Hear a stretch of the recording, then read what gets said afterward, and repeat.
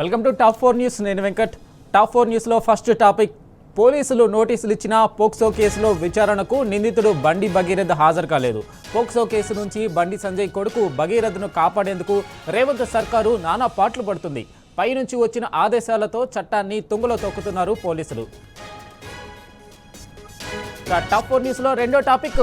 పేట్ Basheerabad police station ఎదుట ఉద్రిక్తత చోటు చేసుకుంది. బండి భగీరథ్ను వెంటనే అరెస్టు చేయాలంటూ మహిళలు ఆందోళనకు దిగారు. పోలీస్ స్టేషన్ ఎదుట బైఠాయించి నిరసన తెలుపుతున్న వారిపై పోలీసులు ఉక్కుపాదం మోపుతున్నారు. ఇక టాప్ 4లో మూడో టాపిక్.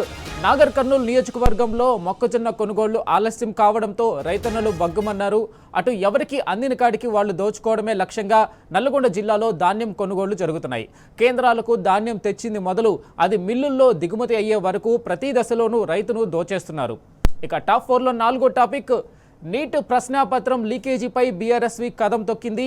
పేపర్ లీకుకు పాల్పడిన వారిపై కఠిన చర్యలు తీసుకోవాలంటూ చలో లోక్ భవన్కు పిలుపునిచ్చింది. విద్యార్థులకు పోలీసులకు మధ్య తోపులాట జరిగింది.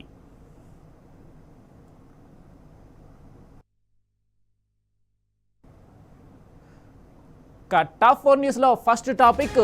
పోలీసులు నోటీసులు ఇచ్చిన పోక్సో కేసులో విచారణకు నిందితుడు బండి భగీరథ్. ఇప్పటి వరకు ఉన్న టాప్ న్యూస్ చూద్దాం. పోలీసులు నోటీసులు ఇచ్చిన పోక్సో కేసులో విచారణకు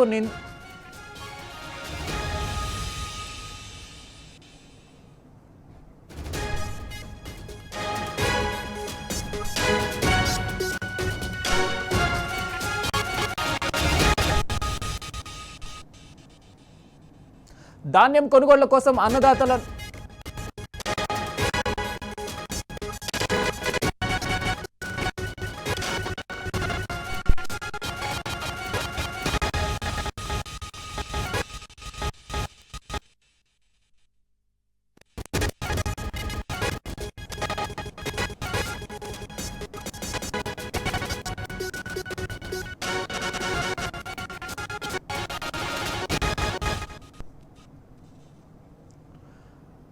టాప్ 1 న్యూస్ చూస్తే పోక్సో కేసులో విచారణకు హాజరు కాని రేపిస్టు బండి భగీరథ్, బండి కొడుకు ఇష్యూను పట్టించుకొని గుంపు మీడియా.